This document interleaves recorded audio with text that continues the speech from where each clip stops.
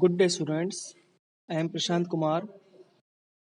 I will Today I will teach you the first chapter of your class 12th book Indian Economic Development, and the chapter name is Indian Economy on the Eve of Independence. So, dear students, what is the meaning of Indian economy on the eve of independence?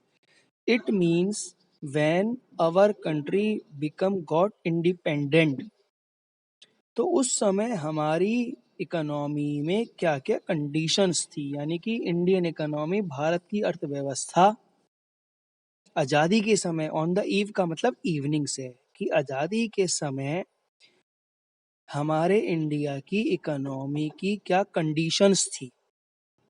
अब इसमें क्या है, colonial exploitation of Indian economy under the British rule. इसका मतलब कि British rule में जो हमारी इंडियन इकोनॉमी थी वो पूरी तरीके से कॉलोनियल एक्सप्लॉइटेशन में थी। ब्रिटिशर्स पूरा तरीके से उसको हम एक्सप्लॉइट करते थे, चाहे वो कोई भी सेक्टर हो, चाहे वो एग्रीकल्चर सेक्टर हो लैंड रेवेन्यू के थ्रू, चाहे कोई दूसरा सेक्टर हो। तो इसका मतलब कि उस समय की कंडीशंस बहुत ज़्यादा बैकवर्ड थी इंडियन इकोनॉमी के लिए। जो हमारा एग्रीकल्चरल सेक्टर था वो पूरी तरीके से एक्सप्लॉइटेड था, और एक्सप्लॉइटेड कौन करते थे? ब्रिटिशर्स। और मेन उनका रीजन था land revenue. So it means under the British rule the economy was brutally disturbed. Now, second, the zamindars. Zamindars were declared as the owner of the soil. They were to pay a fixed sum to the government by way of land revenue and were free to extract as much they wished from the tillers. Tillers का मतलब एक छोटा किसान होता है, very small farmers. तो at the time of Britishers, जमींदार were declared as the owner of the soil. जो जमींदार थे उनको सॉइल का ओनर बना दिया गया था, और वो फ्री थे कि वो टिलर्स, छोटे किसान से कितना भी रेवेन्यू लें और उन्हें एक फिक्स अमाउंट गवर्नमेंट को देना पड़ता था। द टिलर्स, जो छोटे किसान थे, tillers have to get only a minimum food for survival, यानी कि पूरी तरीके से मेहनत उनकी, पूरी तरीके से सर्विसेज उनकी, लेकिन उनको अपनी सर्विसेज के अगेंस्ट बहुत थोड़ा सा मिलता था। और जो जमींदार हैं, they spend their luxurious of life without any investment. Another, colonial exploitation of industrial sector.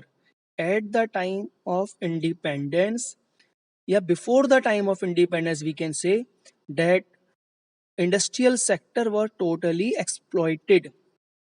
They just export all the raw materials to the Britain, and from the Britain they convert finished goods and export to India. It means our basic handicraft industries totally damaged. Another, duty free export of goods to expand demand for the Britishers for Indian market. Next topic is features of Indian economy on the eve of independence. Independence के time हमारी economy के features क्या थे? First, stagnant economy. On the eve of independence, Indian economy was completely a stagnant economy. A stagnant economy is the one which shows little or no growth in income. मतलब उस समय एक ऐसी economy थी जहां पे ग्रोथ का कोई भी ऑप्शन नहीं था. There was no sign of any growth and development. Another, backward economy. At the time of independence, our economy assumed as backward economy. You will surprise that in 1947-48 there was per capita income in India was just rupees 230. Another, Agricultural backwardness. Nearly 72% of country working population was engaged in agriculture, but its contribution to GDP was only 50%. इसका मतलब 72% total population engage थी agriculture में, but हमारी economy में agriculture का जो GDP का share था that was only 50%. Another industrial backwardness. There was a virtual lack of basic and heavy industries in the country. हमारी कंट्री में जितनी भी हैवी इंडस्ट्रीज थी, for example cement industry, jute industry, cotton industry, they require capital goods investment. यहाँ production के लिए हमें चाहिए था कैपिटल यानी कि मशीनें, but we are dependent on that machine from the Britain. We have to import the machine from the Britain. Next, rampant poverty. It means at the time of independence, bulk of population was very poor. People was not able to get their basic minimum need. They are totally lack of food, lack of shelter, and unemployment. Another, poor infrastructure. At the time of independence, the conditions of economic infrastructure was extremely poor. The generation of power, the generation of transport system was very lack. Only 2100 megawatt length of railway lines, 53,596 Pakka road had a coverage of 155 kilometer only. Another, heavy dependence on imports. We are just depend on that time on imports. All the industries, basic industries was totally depend on imports. Another, limited urbanization. It means at the time of independence, only 14% of population lived in rural area, sorry urban area. यानी कि 14% लोग urban area शहरी क्षेत्र में रहते थे और बाकी जो 86% वो रहते थे गांव में. Semi feudal economy. Semi feudal का मतलब we are in the middle of both capitalist and socialist.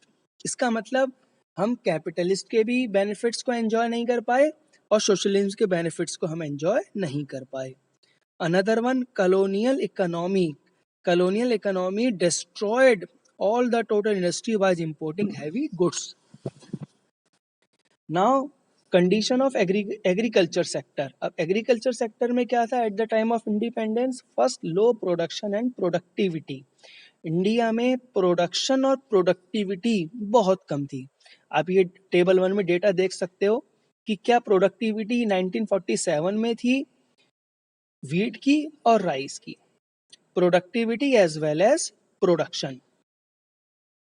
High degree of uncertainty. तो dear students, at the time of independence the total agriculture was based on rainfall.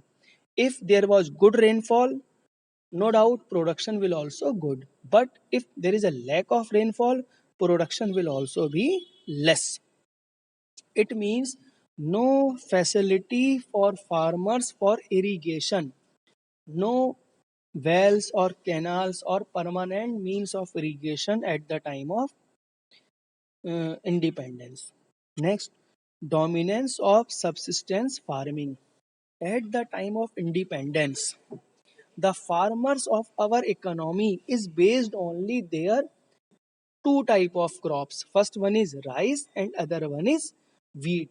They total emphasis not on commercialization of agriculture, but they total depend on the subsistence of crops. Means they produce that crop which is beneficial for their livelihood. For livelihood we need food, cloth and shelter. So we have seen that agricultural sector on the eve of independence was very poor and the condition of farmer was extremely poor, and they become डेप्ट of landlord. In next, gulf between owner of the soil and tiller of the soil. Gulf का मतलब एक तरीके से dispute, दोनों का dispute होता रहता था, जो जमीन के ओनर्स थे और जो जमीन की खेती करते थे. क्योंकि जो ओनर्स थे, डेट आर जमींदार्स, वो अपनी लैंड छोटे फार्मर्स को, टिलर्स को दे दिया और उनसे हैवी टैक्स कलेक्ट करते थे. तो ऐसे झगड़े होते रहते थे जमींदारों में और छोटे किसानों में. उस समय absolute poverty means at that time the farmers are unable to fulfill their basic need and they have not any amount for investment. उनके पास किसी भी तरीके का पैसा नहीं होता था जिस पैसे से वो अपनी एग्रीकल्चर में इंडस्ट्रीज वगैरह को सेट कर सके, मशीन्स वगैरह को लगा सके. Small and fragmented holdings. Eight the time of independence जो फार्मर्स के पास होल्डिंग थी वो बहुत छोटी थी, यानी कि उनकी जो कल्टीवेटेड एरिया बहुत कम थी और फ्रेगमेंटेड थी, बिखरी हुई थी, थोड़ी एक जगह थोड़ी दूसरी जगह. तो उसमें उनका एक्सपेंडिचर ज़्यादा होता था और इनकम होती थी कम. Next, land revenue system under the British Raj. British Raj में जो लैंड रेवेन्यू सिस्टम था वो बहुत ज़्यादा स्ट्रिक्ट था. And the zamindars are free for collecting tax from the tillers as they want. यानी कि उनको आज़ादी थी कि जितना चाहे वो फार्मर से, यानी कि टेलर से टैक्स लेते हैं. तो फार्मर्स गरीब होते गए और जो जमींदार हैं वो अमीर होते गए, दोनों के बीच का गैप बढ़ता चला गया. नेक्स्ट है forced commercialization of agriculture. At the time of colonial economy, the Britishers forced to Indian farmers for producing those crops like indigo, like opium. It means indigo means for dyeing of cloth and opium अफीम, इसका मतलब कि इस तरीके के जिससे medicine वगैरह बन सके. तो उन्होंने इस तरीके से हमारे फार्मर्स को फोर्स करा कि वो ऐसे ही क्रॉप लगाएं. इन क्रॉप के होने से हमारी लैंड की जो फर्टिलिटी है, जो हमारे लैंड का जो आउटपुट है, वो धीरे धीरे कम हो जाता है. इसी के साथ नेक्स्ट में क्या हुआ, Indian agriculture was both backward as well as stagnant non vibrant. यानी कि जो इकोनॉमी इंडिपेंडेंस से पहले हमारी थी, उसकी चमकदार शाइनिंग वो धीरे धीरे खत्म होती चली गई. क्या हुआ, लो प्रोडक्शन, लो प्रोडक्टिविटी हुई, हाई डिग्री ऑफ अनसर्टेनिटी, कभी प्रोडक्शन बहुत ज़्यादा हो गया, कभी प्रोडक्शन बहुत कम हो गया. सब्सिस्टेंस फार्मिंग, यानी कि राइस व्हीट का प्रोडक्शन का एरिया ज़्यादा था, जो फार्मर्स के पास जो होल्डिंग्स थी वो स्मॉल छोटी छोटी होल्डिंग्स थी.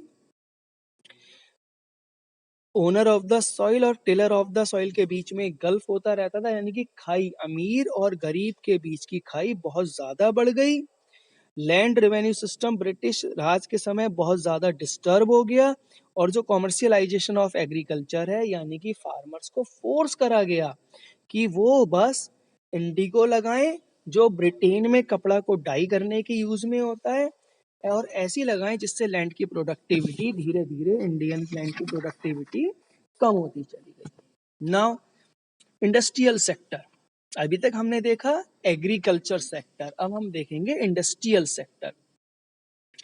इन industrial sector systematic deindustrialisation, it in the term that describe the status of industrial sector during the British rule. इसका मतलब क्या हुआ, ब्रिटिशर्स ने डिस्क्रिमिनेटरी का मतलब भेदभाव वाली पॉलिसी लगाई, जिसमें इंडियन इंडस्ट्रीज के ऊपर ज्यादा टैक्स, ज्यादा प्रेशर, ब्रिटिशर्स इंडस्ट्रीज के ऊपर कम प्रेशर, कम टैक्स.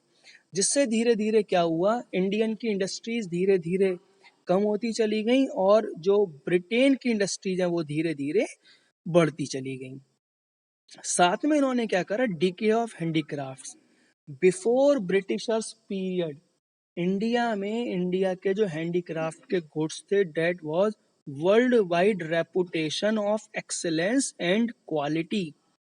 उस समय के प्रोडक्ट की एक क्वालिटी होती थी, इंडिया के हैंडमेड प्रोडक्ट्स बहुत ज़्यादा अच्छी तरीके से माने जाते थे। लेकिन ब्रिटिशर्स ने क्या करा, धीरे धीरे वो जो हमारी हैंडीक्राफ्ट इंडस्ट्री है उसको पूरी तरीके से डिस्ट्रॉय कर दिया।